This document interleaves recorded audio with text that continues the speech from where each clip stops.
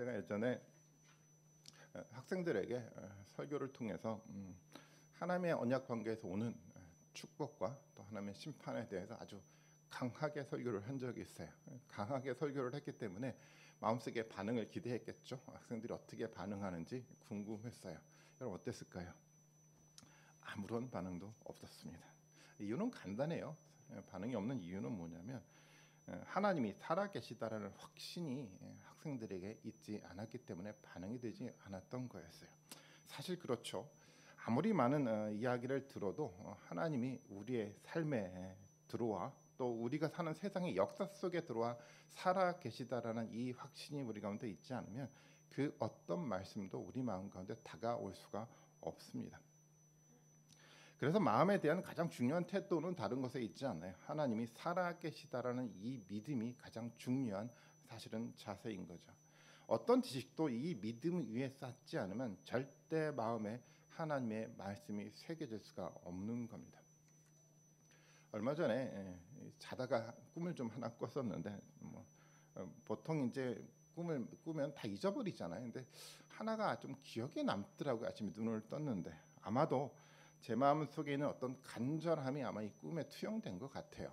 이런 이야기였는데 상황은 한 청년에게 제가 마지막 이야기를 전달해야 되는 상황이었던 것 같아요. 저는 그 청년에게 이 말을 아주 마지막으로 전했는데 어떤 말이었냐면 하나님이 살아 계시다는 것을 너의 삶에서 꼭 확인하고 살아야 해. 이 말을 던졌습니다. 이 말이 기억이 나더라고요. 이 말은 젊은 사람에게 꼭 필요한 것이 아니라 사실 이 말은 우리 모든 사람에게 정말로 필요한 말입니다.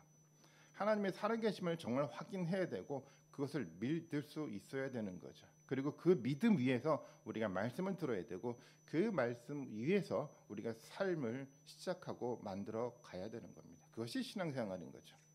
어떻게 하나님의 살아계심을 여러분 믿을 수 있습니까?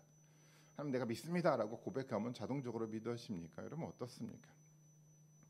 저는 하나님의 살아계심을 확인하고 싶을 때 저는 저의 생각과 저의 그 이성을 제가 사는 아주 이 작은 또 시간과 공간에 가둬두지 않고 무한한 세상과 긴 역사의 시간을 둡니다. 생각을.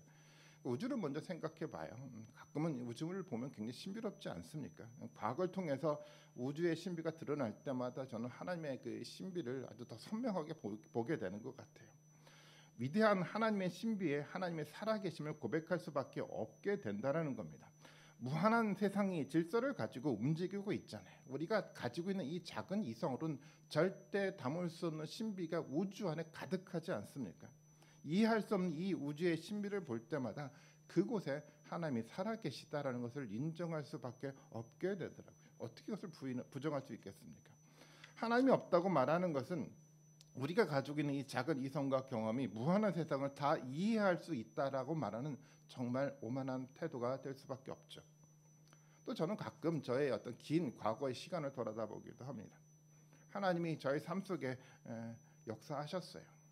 정말 약하고 정말 부족한 자인데도 불구하고 하나님 저를 통해서 또 일하셨더라고요.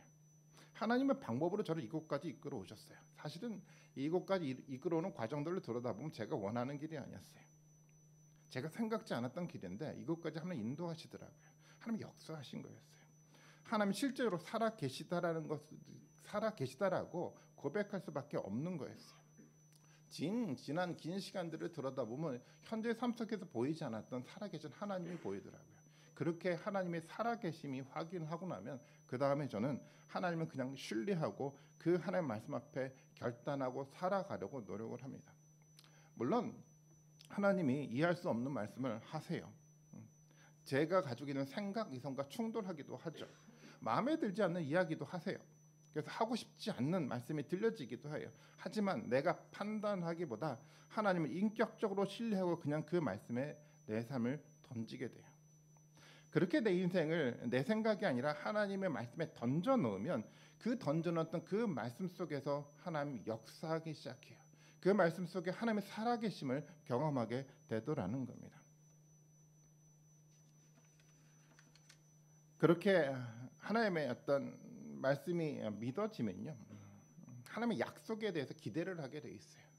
과거 속에서 경험됐던 하나님, 내 삶 속에서 현재 진행돼가고 있는 하나님의 살아계심이 경험되면 하나님의 약속, 하나님의 말씀 속에 약속했던 그 약속이 믿어지기 시작을 해요. 그럼 미래가 어떻게 되는지 아십니까? 그냥 희망적인 하나님의 약속 가운데 보여지는 희망적인 세상을 꿈꾸게 돼 있어요. 살아계신 하나님을 고백하면 이렇게 믿음이 우리 가운데 견고하게 만들어져 가고 미래를 꿈꾸는 가슴 벅찬 일들이 우리 가운데 생겨나더라고요. 다윗이 전 그랬다고 생각을 해요. 어릴 때 다윗은 하나님의 살아계심을 믿고 자기 삶에 하나님 말씀에 자기 삶을 하나님 말씀에 던졌던 사람이 이 다윗이라는 인물이었어요. 골리앗을 만날 때였는데 골리앗을 만났을 때 다윗이 했던 이야기를 여러분 잘 살펴보십시오. 그 이야기를 통해서 다윗이 어떻게 살았는지 알 수 있어요. 한번 보겠습니다. 어리고 작은 다윗이었는데 이 블레셋 장수 골리앗 앞에 아주 담대하게 섰어요. 모두가 무서워 떨며 도망했죠. 근데 다윗은 그러지 않았어요. 아주 당당했습니다. 우리 눈에는 정말 무모해 보였어요. 이 무모한 당당함이 도대체 어디에서 나온 겁니까? 여러분 어디에서 나온 거라고 생각하세요? 어릴 때부터 하나님의 살아계심을 삶에서 경험한 것에서 이 담대함들이 나오게 된 거 아니겠습니까? 사무엘상 17장 36절 37절 말씀 봐볼까요? 이렇게 이야기를 합니다. 제가 이렇게 사자도 죽이고 곰도 죽였으니 저 할례 받지 않은 블레셋 사람도 그 꼴로 만들어 놓겠습니다. 살아계시는 하나님의 군대를 모욕한 자를 어찌 그대로 두겠습니까? 다윗은 계속 말을 했는데요. 사자의 발톱이나 곰의 발톱에서 저를 살려주신 주님께서 저 블레셋 사람의 손에서도 틀림없이 저를 살려주실 것입니다. 다윗의 이야기가 여러분 마음으로 좀 느껴집니까? 다윗의 중요한 고백이 나와 있는데 그것은 뭐냐면 살아계시는 하나님이라는 고백이었어요. 저는 이 다윗의 고백이 다윗을 위대한 왕으로 만들었다라고 저는 생각을 해요. 다윗은 어릴 때부터 살아계신 하나님을 경험했어요. 그리고 하나님의 살아계심을 근거로 역사를 이해했어요. 그러니까 이렇게 고백하는 것 아니겠습니까? 이스라엘의 군대가 아니라 살아계시는 하나님의 군대라고 그런 표현하지 않습니까? 그 마음속에 하나님이 살아계셨던 거였어요. 본문의 이야기를 통해서 들여다보면 다윗이 그 양을 돌보고 있었어요. 어린 목동이었었는데 사자와 곰이 나타났어요. 당연히 두려웠죠. 여러분 누가 두렵지 않겠습니까? 누가 그런 상황에서 두렵지 않고 여러분 그 사자와 곰을 맞이하겠습니까? 다윗도 두려웠어요. 다윗도 너무 두려웠지만 다윗은요 하나님의 살아계심을 믿고 그냥 자신의 삶을 하나님께 던져버린 거였습니다. 그런데 어떻습니까? 실제적으로 하나님 역사하셨어요. 하나님이 나타나셨어요. 다윗이 보호했던 양이 구출됐어요. 이것이 하나님 역사하신 건 아니겠습니까? 다윗의 마음엔 그래서 한 가지밖에 남지 않았어요. 어떤 것이 남았습니까? 하나님 말씀 속에 살아계시다는 이 확신만이 마음속에 남았던 거였어요. 자신의 삶 가운데 하나님 들어오셔서 관여하셔서 실제로 살아 역사하더라는 겁니다. 이 상황 속에서 다윗은 이 마음을 쌓아가기 시작을 했던 거였어요. 이 경험이, 이 마음이 그가 골리앗 앞에서도 담대하게 두려워하지 않고 설 수 있었던 모습 아니겠습니까? 저는 우리가 말씀을 묵상하게 되는데 말씀 묵상의 목적이 이거라고 생각을 해요. 하나님의 살아계심을 경험하게 만들어가는 거예요. 물론 말씀을 통해서 우리는 좋은 교훈을 얻고요. 그 교훈을 통해서 우리는 바르게 살아가려고 하는 결단과 다짐을 하지만 가장 궁극적인 목적은 뭐냐면 이 말씀 속에 실제적으로 하나님의 역사하시다라는 이 사실들을 발견하는 것이 말씀을 묵상하는 궁극적인 목적입니다. 우리도 거대한 세상 앞에 서게 돼요. 그리고 많은 사람들은 이스라엘 사람들처럼 그 세상 앞에서 두려워해요. 두려워하다가 사람들은 이 세상과 적당하게 타협하며 살아가게 됩니다. 하지만 우리는 당당해야 돼요. 무모해 보이더라도 당당해야 됩니다. 어떻게 그것을 해나갈 수 있습니까? 길은 한 가지밖에 없어요. 내 삶 속에서도 하나님이 들어오셔서 살아계시다라는 이 고백과 결단을 통해서 그것을 경험하는 길밖에 없습니다. 우리가 어떤 지식을 갖고 있다고 해서 되지 않아요. 어떤 지식도요. 하나님의 살아계심이 경험되지 않으면요. 어떤 지식도 우리를 실제적으로 이끌어가지 못해요. 공허한 의미 없는 지식으로 잠깐 있다가 그냥 우리 가운데 사라져가는 의미 없는 지식이 되게 합니다. 말씀 안에 하나님의 살아계심이 경험되고 고백될 때 이 말씀이 우리 가운데 영원하게 새겨지게 되는 겁니다. 그래서 우리는 반드시 살아계신 하나님을 우리의 삶에서 실제로 경험해야만 하는 겁니다. 그 다윗의 경험이 골리앗을 무너뜨렸던 거였어요. 말도 되지 않는 거대한 세상이요. 이 작고 어린 다윗 앞에서 무너져 내려 버린 거였어요. 이 위대한 역사를 우리도 꿈꾸고 있지 않습니까? 여러분도 하실 수 있어요. 우리 신속에도 얼마든지 할 수 있습니다. 살아계신 하나님이 우리 삶 가운데, 이 교회 공동체 가운데 역사하시고 있다는 그 사실을 우리가 확인하게 되면요, 이 위대한 일을 우리도 할 수 있고 우리도 꿈꿀 수 있게 되는 겁니다. 그런데 우리는 다윗의 또 다른 어떤 모습을 봐야 돼요. 되게 중요하다고 저는 생각을 하는데요. 하나님의 살아계심을 경험한 다윗 삶에 있는 이해할 수 없는 고난이었습니다. 아시는 것처럼 사울이 다윗을 시기하기 시작했어요. 골리앗을 죽이고 난 다음부터 사울이 다윗을 시기하기 시작했어요. 그리고 사울은 다윗을 죽이려고 했습니다. 다윗은 도망하게 되었죠. 그리고 이 도망한 다윗을 끝까지 추적해서 다윗을 죽이려고 했던 사람이 사울이었습니다. 잘못한 것도 하나도 없는데 단지 사울의 이 시기심 때문에 당해야 된 이 고난이 여러분 이해가 되십니까? 아니 왜 하나님이 살아계신데 다윗에게 이 하나님이 이 시기심 속에 생겨난 이 고난의 상황이 도대체 나타나지 않는 겁니까? 사람들은 이렇게 도망자가 된 다윗을 보면서 이렇게 얘기했겠죠. 내가 믿고 있는 하나님이 도대체 어디 있느냐라고 하며 비아냥거렸을 거예요. 실제적으로 하나님이 다윗의 삶 속에 나타나지 않았습니다. 다윗은 영적 광야의 삶을 살고 있었어요. 이런 상황에서 다윗은 어떻게 결단하고 살아가겠습니까? 이런 상황에 놓인 다윗을 보는 것은 정말 중요하다고 저는 생각을 해요. 우리도 이런 상황을 많이 살아봤기 때문에 그렇습니다. 정말 하나님이 보이지 않을 때가 우리 가운데도 있지 않았습니까? 앞뒤가 꽉꽉 막혀서 정말 답답한 상황 가운데 놓여 있을 때도 우리가 있지 않았습니까? 여러분 어땠습니까? 여러분 그때 한번 생각해 보십시오. 그때 우리는 어떻게 결단하고 여러분 살아가셨습니까? 시편 42편의 말씀을 통해서 전 다윗의 모습을 볼 수 있다라고 생각을 했어요. 시편 42편 3절과 4절의 말씀 봐볼까요? 이렇게 이야기를 합니다. 사람들은 날이면 날마다 나를 보고 이렇게 얘기한대요. 너희 하나님이 어디 있느냐 하고 비웃으니 밤낮으로 흘리는 눈물이 나의 음식이 되었구나.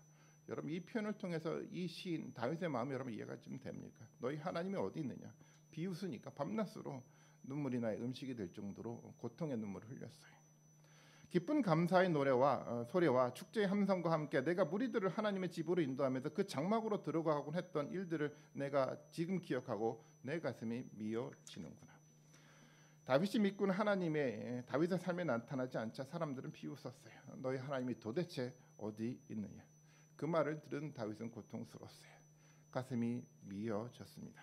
그럼에도 다윗은 결단합니다. 5절의 말씀이죠. 한번 같이 한번 읽어볼까요? 같이 한번 읽어보겠습니다. 시작.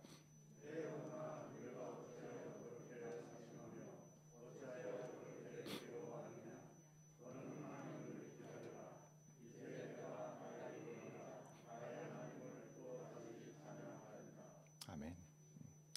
정말 다윗은 이해할 수 없는 상황에 놓여 있었어요. 아무도 이해할 수 없었습니다. 그럼에도 불구하고 다윗은 하나님을 고백하고 그 고백에 자신의 삶을 던집니다.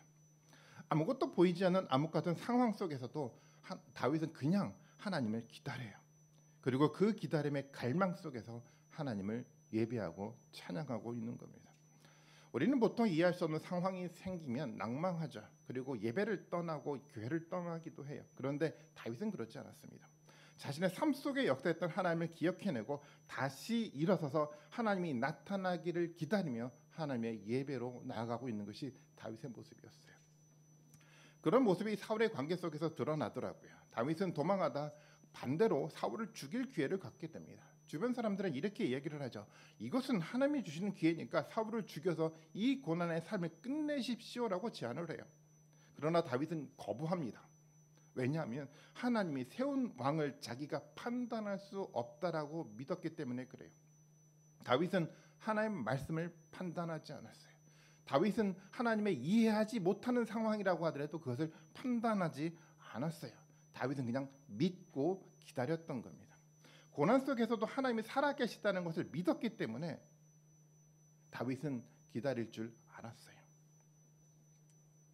매 순간 이해가 되지 않을 때마다 어떤 우리가 가지고 있는 짧은 지식으로 계속 판단하며 고민하고 있는 우리와 정말 비교가 되지 않습니까?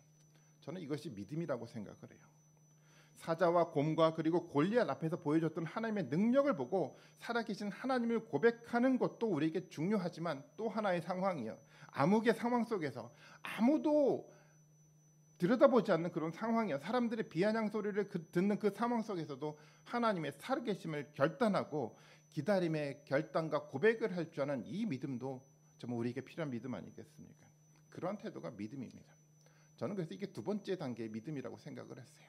첫 번째는요, 하나님이 주시는 축복 가운데 하나님의 살아계심을 결단하고 고백하는 거예요. 두 번째는요, 전혀 이해가 되지 않는 상황 속에서 그냥 하나님을 기다리며 하나님께 결단하고 고백하는 거예요. 이 결단과 고백이 있을 때 우리가 신앙에 도약을 하게 돼요. 우리 인생 속에서 내가 아니라 하나님의 살아 역사하시다는 그 위대한 하나님의 경험을 이 결단 속에 우리가 경험하게 된다는 겁니다. 저도 암흑의 상황을 많이 거쳐봤습니다. 사실 거기서 저는 많이 무너졌어요. 사실 그런 상황이 우리의 믿음이 진짜 확인되는 상황 아니겠습니까? 그 상황이 우리의 믿음을 도약시킬 수 있는 상황 아니겠습니까? 그런 상황 속에서 어쩌면 하나님 우리를 도전하고 있는 것 같아요. 이해하지 못하는 이 상황들을 보여주면서 네가 어떤 결단하고 살아가게 될지를 하나님 지켜보고 있는 것 같아요. 여러분 무너지지 마십시오.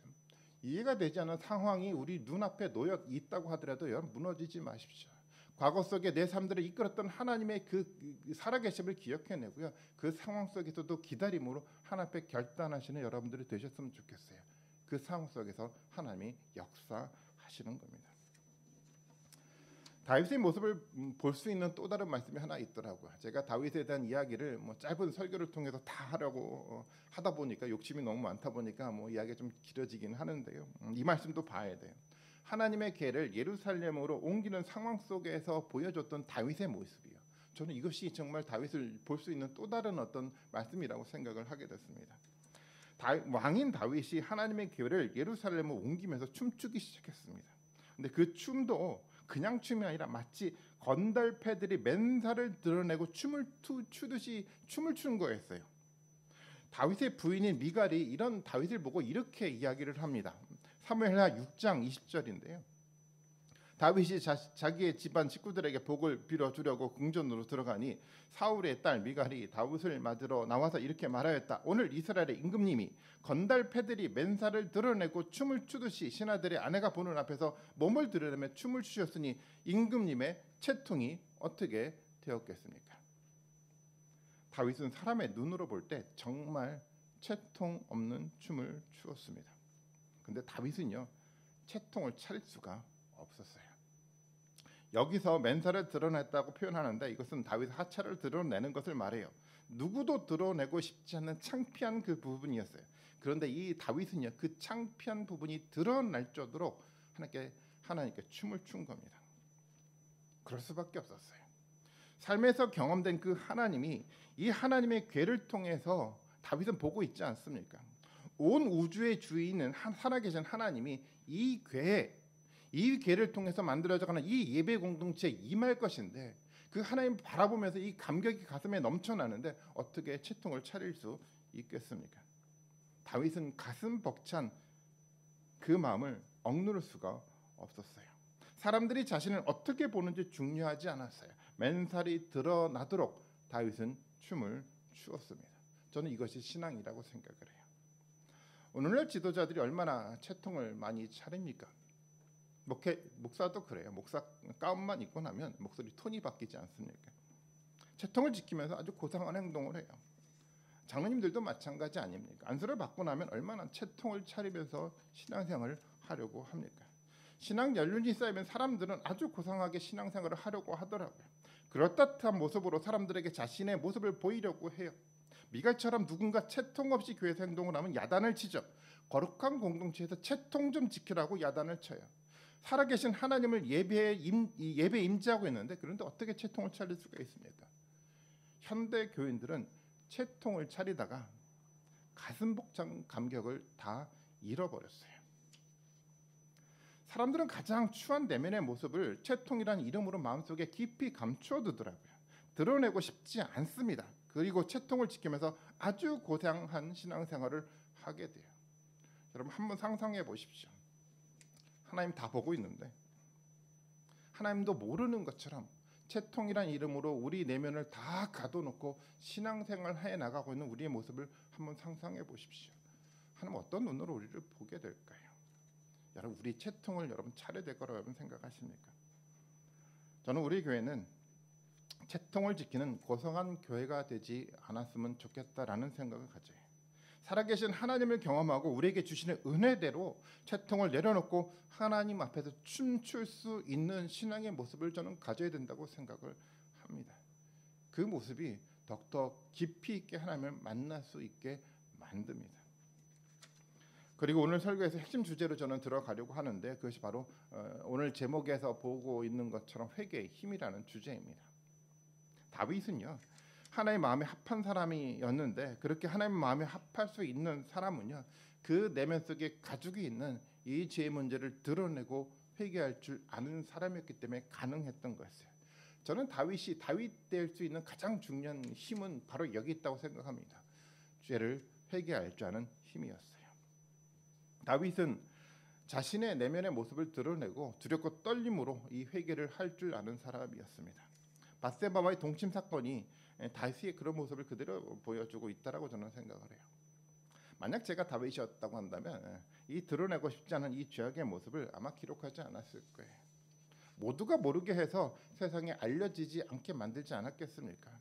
고상한 자신의 모습에서 죄가 드러나는 것을 누가 도대체 좋아할까요? 어떻게 해서든 그것만큼은 감추려고 하지 않았겠습니까? 왕의 권력으로 언론을 통제하고 나면 얼마든지 그렇게 할 수가 있었어요. 그런데 다윗은 그렇게 하지 않았어요. 다윗은 드러냈어요. 자신의 하체를 드러내는 것뿐만 아니라 내면 속에 있는 죄도 다윗은 드러낼 줄 아는 사람이었어요. 그리고 회개했습니다. 이것이 다윗이 가졌던 신앙의 힘이었습니다. 어떻게 이렇게 창피하면서도 불구하고 그것을 드러낼 수 있었을까요? 다윗은 창피함보다 하나님에 대한 감격과 두려움이 더 크게 작용했던 사람이 바로 다윗이었습니다. 밧세바에 대한 이야기에 대한 오해가 많더라고요. 사람들이 이 밧세바와 다윗의 이 이야기를 읽어가면서 성경의 시선에 따라 읽어가지 않고 그냥 우리의 시선, 사람의 시선에 따라 이것을 읽어가는 경우들이 되게 많더라고요. 그래서 본문이 말하고 있는 의도를 발견하지 못하게 됩니다. 우리아의 아내님 밧세바와 다윗이 동침하는 사건을 우리의 시선을 가지고 들여다보면서 이 불륜 사건이라고 생각하면서 이 부분을 해석하더라고요. 그것은 우리의 시선이에요. 성경의 시선은 사실은 조금은 다릅니다. 그래서 우리는 이 밧세바와 이 다윗의 사건 자체가 아니라 이 밧세바와 이 다윗의 사건을 바라보고 있는 나단의 시선이 어떤 것인지 12장을 통해서 살펴봐야 돼요. 나단의 책망이 무엇인지 우리는 읽어야 됩니다. 읽어보신 분은 아시겠지만 나단은 이렇게 얘기를 하죠. 하나의 비유를 듭니다. 성에 부자와 가난한 사람이 함께 살고 있었어요. 부자는 많은 소와 양을 소유하고 있었고 가난한 사람은 어린 함양 한 마리만 가지고 있었습니다. 한 마리였기 때문에 너무도 사랑스러웠죠. 너무 소중했었습니다. 그런데 이 부자에게 나그네가 찾아와서 이 부자가 나그네를 대접하는 상황에 놓여 있게 됐는데 이 대접을 하기 위해서 양 한 마리를 잡아야 했었습니다. 그런데 이 부자는 자기 양을 잡지 않고 가난한 자의 너무도 소중했던 그 양 한 마리를 빼앗아 잡은 것입니다. 부자는 권력을 가지고 있었기 때문에 그렇게 충분히 할 수가 있었어요. 강한 자는 권력으로 자신의 것을 지키고요. 약한 자는 그 하나밖에 없는 가장 소중한 것도 뺏기게 되어 있었던 겁니다. 지금 다윗이 그렇게 하는 것입니다. 다윗은 많았어요. 하나님의 복을 주셨어요. 그래서 부인도 많았고요. 재물도 많았어요. 모든 것이 많았어요. 그런데 이 다윗이 그것에 만족하지 않고 자신이 가지고 있는 권력으로 약자의 소중한 것 우리아의 아내를 빼앗아 버린 거였습니다. 그리고 빼앗는 과정도 여러분 보십시오. 얼마나 추한 모습이 그 가운데 드러납니까? 정말 저런 모습이 다윗의 마음에 있었다는 것 자체가 이해가 되지 않았어요. 그런데 그것이 인간의 모습입니다. 사실은 저도 그렇고 여러분도 사실은 그렇습니다. 그런데 우리가 알아야 될 것은 과연 이 모습을 누구로부터 배운 것입니까? 이게 중요해요. 다윗이 누구로부터 이런 모습을 배웠을까요? 이방 나라 왕이었어요. 다윗의 죄는 어디에 있는 거냐면 이방 나라를 따라 하는 것에서 다윗의 죄가 시작되는 것이에요. 이것이 성경의 시선입니다. 다윗이 가지고 있었던 치명적 죄의 모습은 어디서부터 시작이 되냐면 이방 나라를 바라보면서 이방 나라를 따라가려고 하는 욕망이 다윗의 마음속에 시작된 거였다라는 겁니다. 이미 하나님은 이스라엘 백성들이 왕을 세워달라고 요청했을 때 이미 이야기했어요. 이방 나라 왕이 어떤 왕인지 설명을 했습니다. 이방 나라 왕은요, 약하고 가난한 백성들의 것들을 빼앗아서 자기의 것으로 만드는 왕이 이방 나라의 왕이었어요. 세상의 권력자들이 다 그렇지 않습니까? 나누지 않아요. 자신이 가질 권력을 가지고 채워가기 시작해요. 약한 사람은 더 약해집니다. 강한 사람들은 더 강해집니다. 이것이 세상이었어요. 이방 나라의 왕의 모습이었어요.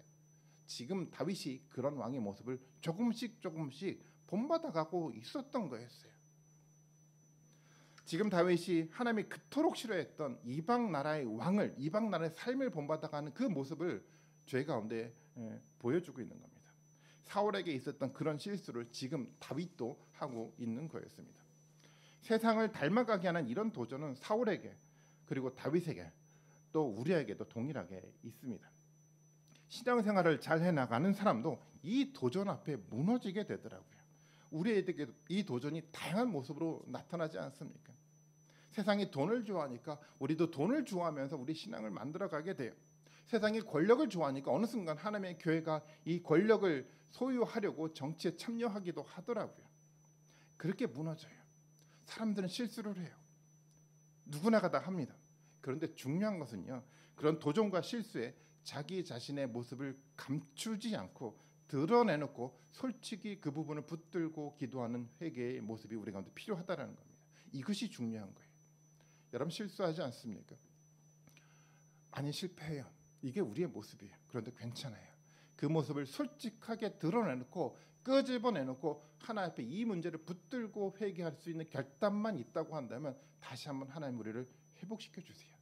저는 다윗의 힘이 여기 있다고 생각을 합니다.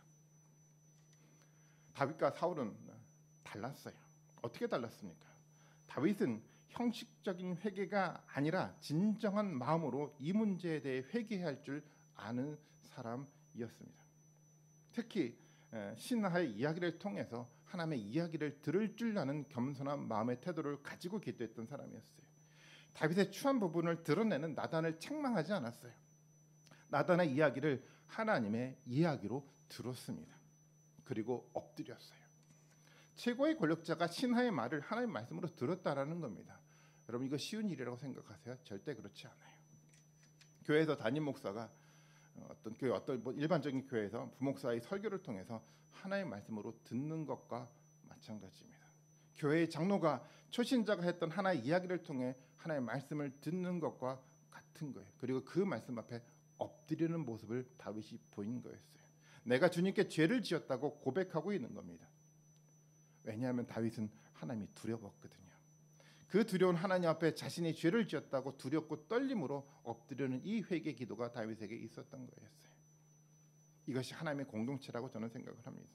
나보다 지식이 없는 사람의 이야기에 귀를 기울일 줄 아는, 그리고 그 이야기를 통해서 하나님의 마음을 듣는 그 태도가 하나님의 교회의 공동체인 거예요.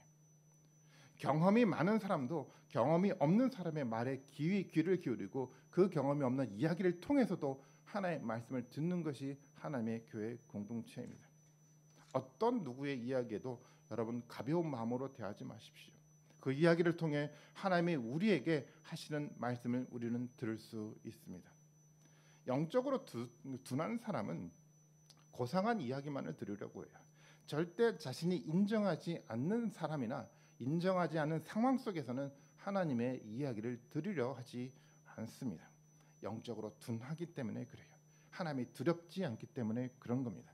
하나님의 살아계심이 경험되지 않았기 때문에 이런 모습이 나타나게 돼 있어요.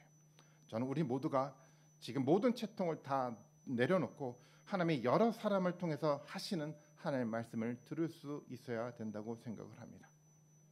여러분 어떻습니까? 혹시나 고집이라는 거대한 성을 쌓아놓고 어떤 소리에도 귀를 막아두며 우리는 살고 있지 않습니까?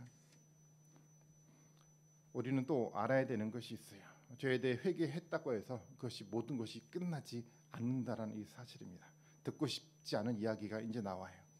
그 죄로 인해 생겨나는 고통이 우리에게 생겨나게 되더라는 거예요. 다윗은 이 죄 때문에 아들이 죽었습니다. 그리고 나중에 다시 한번 다윗은 이방 나라를 본받는 죄를 짓는데 그것이 인구조사였어요. 이방 나라는 이 인구조사를 통해서 자신의 백성의 숫자를 파악하고 그것에 근거해서 세금을 걷어들이면서 많은 돈을 창고에 쌓아두게 됩니다. 다윗도 그랬어요. 하나님의 공동체가 커져가고 온전해져 가니까 이 백성들을 조금씩 자기의 백성으로 인식하게 되더라고요. 오늘날 목회자가 그렇지 않습니까? 성도들 숫자를 세면서 마치 그 성도들이 자기 성도들인 양 생각하고 그 성도들로부터 얼마만큼의 헌금이 거칠까를 기대하면서 살아가게 되는 그런 모습을 갖게 되지 않습니까? 세상을 본받는 마음 때문에 그렇게 된 거였어요. 그 죄에 대해 하나님은 이스라엘에게 벌을 내리죠. 인구조사 때문에 전염병으로 이스라엘 백성들 7만 명이 죽게 됩니다. 오늘날 코로나 같은 전염병이 갑자기 생기게 된 것이었어요. 다윗의 죄에 대한 하나님의 벌이었습니다. 여러분, 회개를 하면 모든 것이 쉽게 끝난다고 생각하시면 안 돼요. 그럼 너무 좋죠. 회개 한번 하면 다 끝나면 얼마나 좋을까요? 그런데 죄로 인한 벌이 우리에게 있습니다. 고통스러운 일이 우리에게 생겨나게 되어 있습니다. 이것이 하나님이 세상을 이끌어 나가는 법칙입니다. 그런데 우리가 알아야 될 것이 있어요. 이 하나님의 벌을 볼 수 있다는 것 자체가 하나님이 주신 축복입니다. 왜냐하면 이 벌로 인해서 우리는 영원한 벌, 하나님의 심판을 피할 수 있기 때문에 그런 거예요. 가장 위험한 것이 여러분 뭔지 아십니까? 죄를 지었음에도 불구하고 하나님이 아무런 반응을 하고 있지 않다고 느껴지는 것이 가장 위험한 거예요. 죄를 지어도 아무렇지도 않고 그냥 살아갈 만하다고 생각하게 만들어가는 것이 가장 커다란 위험한 요소입니다. 하나님이 반응하지 않는다라는 것은 영원한 심판 아래 우리가 놓여 있다는 의미이기 때문이도 그렇습니다. 우리에게 벌이 있습니까? 여러분, 그렇다고 한다면 먼저 감사하십시오. 그리고 두렵고 떨림의 마음으로 여러분 회개하십시오. 이 감사와 회개가 우리가 하나님의 백성이라는 증거를 보여주고 있는 겁니다. 그리고 우리는 이 벌 때문에 우리는 죄를 두려워하게 돼 있어요. 벌이 없으면요, 죄에 대해 무감각해져요. 그리고 다시 쉽게 죄를 짓게 됩니다. 하지만 벌에 대한 기억이 있으면 우리는 죄에 대해서 무감각해질 수가 없어요. 민감해요. 그리고 하나님의 거룩을 닮아가겠다라고 결단하고 나가게 되어 있습니다. 사실은 벌은 너무 싫죠. 하지만 우리에게 아주 중요한 역할을 하게 됩니다. 그래서 하나님은 우리를 사랑하시기 때문에 우리에게 벌을 내리시기도 합니다.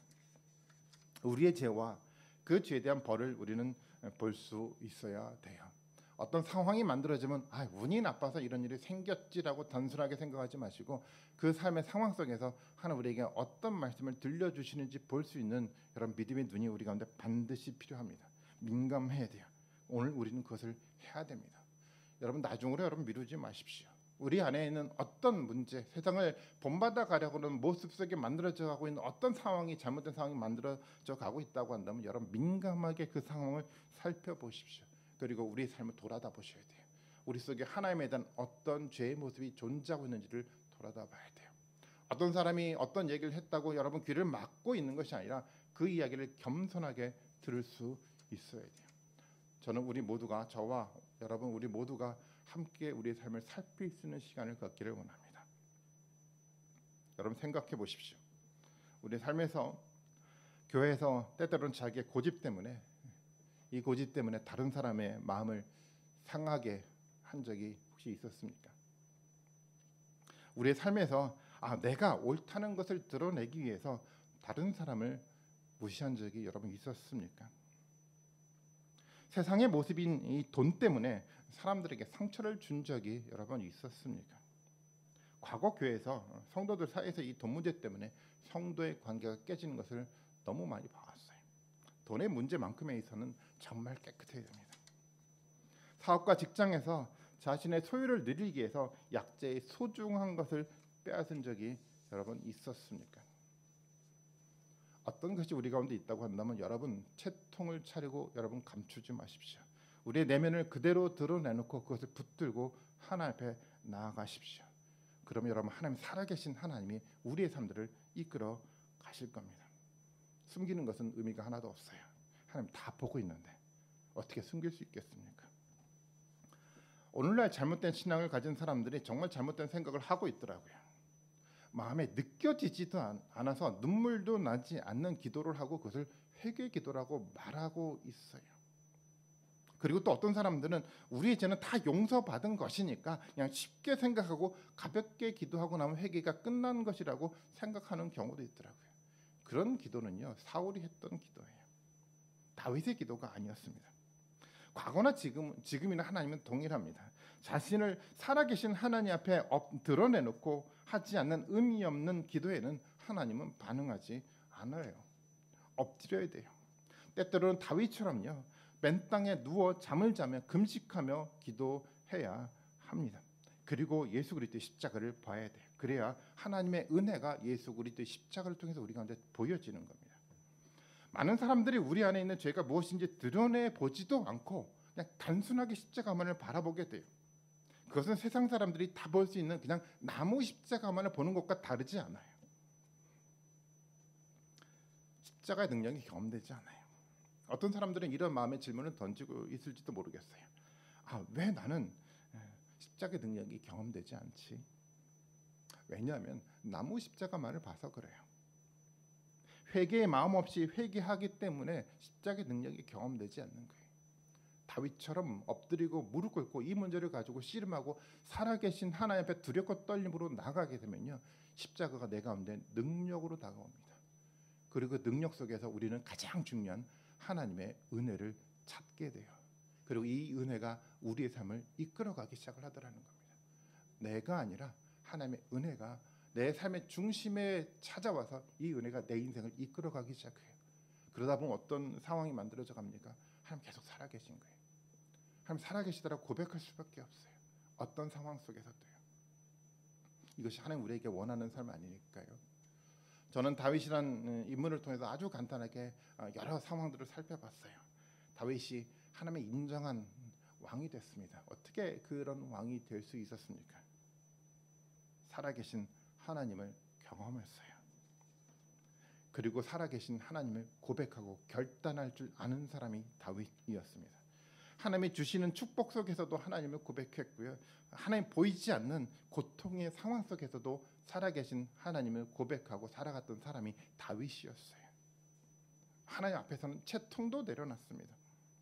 영적인 모습뿐만 아니라 내면의 모습이 다 드러나고 그것을 두려워하지 않고 오히려 하나님을 두려워하며 회개함으로 나아갔던 사람이었어요. 그리고 죄를 멀리하며 돌이켰습니다. 이것이 다윗의 모습이었어요. 이 마음에 하나님의 마음에 합한 자를 하나님 축복하셨어요. 그리고 이 마음에 합한 우리가 되면 하나님은 우리도 축복하실 겁니다. 여러분의 삶 속에서 이런 고백과 결단의 모습이 있다고 한다면 분명하게 하나님은 여러분들을 축복하며 여러분 삶들을 이끌어 가실 겁니다. 오랜 신앙생활을 했는데 내 속엔 하나님 살아 역사하지 않습니까?